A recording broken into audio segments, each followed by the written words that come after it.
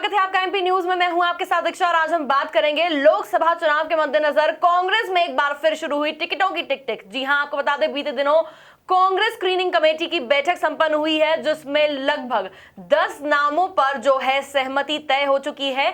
कौन इस पूरी प्रक्रिया में शामिल थे, स्क्रीनिंग कमेटी में कौन कौन लोग शामिल हुए थे, आइए जानते हैं। हमारे साथ जुड़े हमारे संवाददाता संदीप मीणा। संदीप, मैं आपसे जानना चाहूंगी, ये जो कांग्रेस की स्क्रीनिंग कमेटी की बैठक संपन्न हुई है, जिसमें लगभग 20 सीटों पर जो है प्रत्याशियों के नाम भी तय हैं और 10 पर सहमति बन भी चुकी है। कौन लोग थे जो इस पूरी स्क्रीनिंग प्रक्रिया में शामिल थे और किस प्रक्रिया के थ्रू इन नामों पर सहमति मिली है? जी, निश्चित तौर पर दीक्षा मैं बताना चाहूंगा कि जैसे ही पूरे देश में चुनाव आयोग ने लोकसभा चुनाव की तारीखों का ऐलान किया है, तो वहीं जितने भी राजनीतिक पार्टियां हैं उनमें लेकर टिकट को लेकर टिक शुरू हो गई। अगर बात की जाए कांग्रेस की, तो कांग्रेस में लगातार मध्य प्रदेश की जो उम्मीदवार है उनको लेकर नामों पर मंथन जारी है और मिशन 29 यानी कि 29 संसदीय सीट यानी कि 29 लोकसभा सीटों को लेकर कांग्रेस लगातार नामों पर चर्चा कर रही है। और मैं बताना चाहूंगा कि केंद्रीय कांग्रेस की जो कांग्रेस की स्क्रीनिंग कमेटी की बैठक है, दिल्ली में बैठक आयोजित हुई टिकट को लेकर, उस दौरान करीब यानी कि 20 नामों पर मंथन हुआ वहां पर। और मैं बताना चाहूंगा कि ये पूरी बैठक राहुल गांधी की अध्यक्षता में सोनिया गांधी के बंगले पर हुई, जहां पर मध्य प्रदेश के मुख्यमंत्री कमलनाथ और दीपक बाबरिया सहित मध्य प्रदेश के टिकट के जो प्रभारी है, लोकसभा चुनाव के प्रभारी हैं, वो भी मौजूद रहे और तमाम जो कैंडिडेट हैं उन पर आला कमान ने मंथन किया। और मैं बताना चाहूंगा कि करीब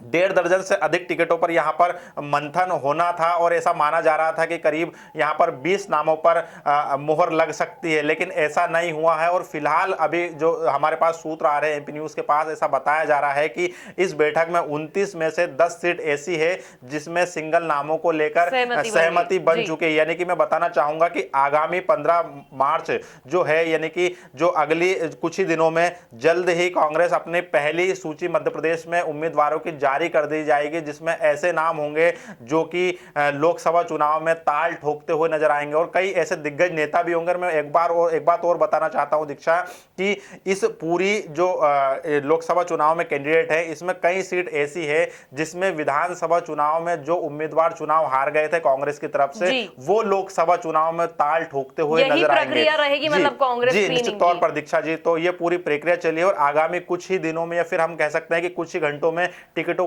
की पहली सूची का ऐलान हो सकता है और जिसमें 10 नाम ऐसे हो सकते हैं जिन पर सिंगल नामों की जो है सहमति बनी हुई है। संदीप, कौन से वो 10 नाम हैं जिन पर सहमति बन चुकी है, कौन है वो लोग? जी दीक्षा, मैं बताना चाहूंगा कि हमारे पास जो सूत्रों के हवाले जो जानकारी आई है उनमें 10 नाम ऐसे हैं जिन पर सहमति बनी हुई है और पार्टी ने, अगर मैं कहूं तो राष्ट्रीय अध्यक्ष राहुल गांधी ने इन पर जो है ग्रीन सिग्नल भी दे दिया, हरी झंडी भी दे दी है और इनको टिकट दिया जाना लगभग तय माना जा रहा है। मैं बताना चाहूंगा कि गुना से जो वर्तमान सांसद है और कांग्रेस के फायर ब्रांड नेता है ज्योतिरादित्य सिंधिया, उनका नाम है। रतलाम से कांतिलाल भूरिया का नाम सामने आ रहा है जो कि वर्तमान में झाबुआ से सांसद है। मुरैना से रामनिवास रावत कांग्रेस के दिग्गज नेता है, उनको भी टिकट देना मुरैना से लगभग तय माना जा रहा है। वहीं मैं बताना चाहूंगा कि मध्य प्रदेश में कांग्रेस की सरकार बनने से छिंदवाड़ा के जो सांसद कमलनाथ है वो मुख्यमंत्री बने हैं, ऐसे में उनको सांसद का पद छोड़ना पड़ा और ऐसे में माना जा रहा है कि छिंदवाड़ा से अब जो है सीएम कमलनाथ के बेटे नकुल नाथ को टिकट दिया जा रहा है और उनके नाम पर सहमति बन चुकी है। धार से गजेंद्र सिंह राजू खेड़ी का नाम सामने आ रहा है और ये बड़ा ही दिलचस्प नाम है और ये लंबे समय से अपनी दावेदारी भी जता रहे। मैं खंडवा से बताना चाहूंगा कि खंडवा से कांग्रेस के पूर्व प्रदेश अध्यक्ष अरुण यादव को टिकट दिया जाना तय माना जा रहा है। और मैं बताना चाहूंगा दीक्षा कि विधानसभा चुनाव के दौरान अरुण यादव को शिवराज सिंह चौहान, जो कि मध्य प्रदेश के पूर्व सीएम, उनके सामने विधानसभा चुनाव में बतौर उम्मीदवार खड़ा किया था। हालांकि अरुण यादव को हार का सामना करना पड़ा, लेकिन लोकसभा चुनाव में खंडवा से अरुण यादव चुनाव लड़ सकते हैं।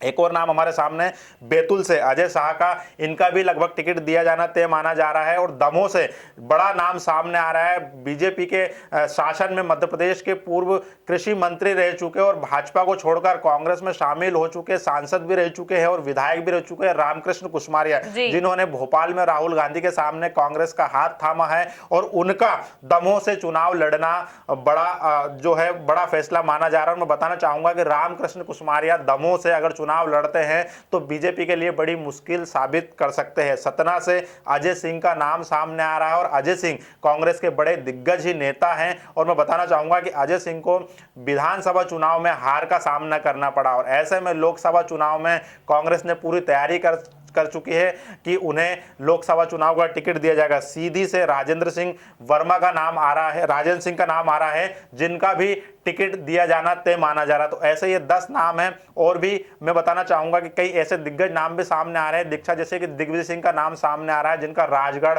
या फिर इंदौर या फिर भोपाल से जो है चुनाव लोकसभा चुनाव लड़ना की खबरें लगातार जारी है। और मैं बताना चाहूंगा कि मीनाक्षी नटराजन का नाम जो है अभी चर्चाओं में चल रहा है। उनका यह माना जा रहा है कि वो मंदसौर से चुनाव लड़ सकती है। हालांकि उनकी उम्मीदवारी में अभी उनकी हालत पतली नजर आ रही है और ये माना जा रहा है कि उनको टिकट नहीं मिल सकता, किसी और उम्मीदवार को टिकट मिल सकता है।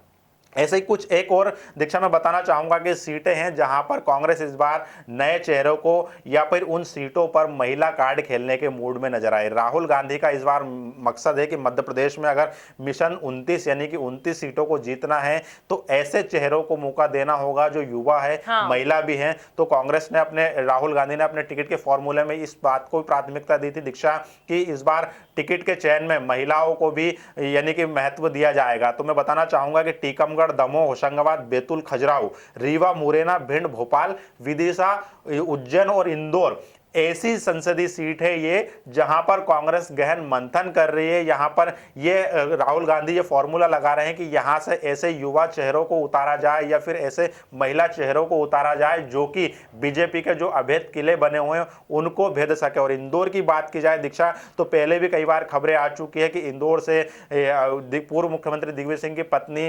अमृता सिंह चुनाव लड़ सकती है। या फिर मैं बताना चाहूंगा कि प्रियदर्शनी राजे का भी नाम सामने आया था ये ग्वालियर से चुनाव लड़ने को, और भोपाल से दिग्विजय सिंह का नाम भी सामने आ रहा है। तो कहीं ऐसे चेहरे भी हैं जहां पर युवा ताल ठोकते हुए नजर आ रहे हैं। तो इस बार मैं बताना चाहूंगा कि विधानसभा चुनाव जीतने के बाद कांग्रेस पूरे आत्मविश्वास में नजर आ रही है और राहुल गांधी इस बार केंद्र की मोदी सरकार यानी कि भाजपा को और प्रधानमंत्री नरेंद्र मोदी को सीधी चुनौती देने के लिए फूंक फूंक कर कदम रख रहे हैं और ऐसे नामों पर मंथन कर रहे हैं जो कि संसदीय सीट पर कांग्रेस का झंडा बुलंद कर सके। बिल्कुल, ये सारे अटकलें हैं कि अभी तक पूरी पिक्चर क्लियर नहीं हो पा रही है। इससे हम कयास लगा सकते हैं कि कौन सी जगहों से युवा कार्ड या महिला कार्ड पे प्ले कर सकती है कांग्रेस। बिल्कुल सही कहा संदीप आपने कि विधानसभा चुनाव जीतने के बाद अब कांग्रेस का जो आत्मविश्वास है, जो कॉन्फिडेंस है, वो 7वें आसमान पर पहुंच गया है। और जिस तरह से पूरी कूटनीति के साथ वो आगे बढ़ रही है, कहीं ना कहीं वो बीजेपी को 2019 के लोकसभा चुनाव में